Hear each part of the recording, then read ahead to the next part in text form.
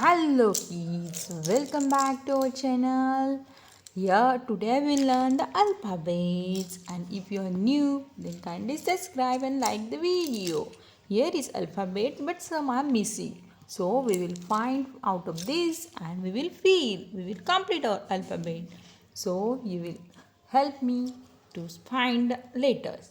So let's get started. A, B. Where is C? Where? Is it a C? Is it a C? Yes, correct. This one is C. C is for cat. C is for cat. D. Then E. Yeah, this one is E. Yes, E. E for elephant. F.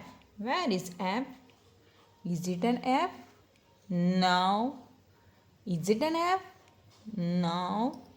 Then this one is F? Yes, correct. This is an F. F for frog. G, H, I, J, K, L, M. Is it an M? Yes, correct. This one is M.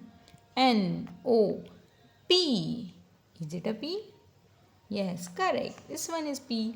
P, Q, R, S. T. Where is T? Is it a T? No. This one is T. T for tub. U, V, W. This one is last letter X. Y and Z. We complete our alphabets. Thank you so much kids. Don't forget to like and subscribe. Bye bye.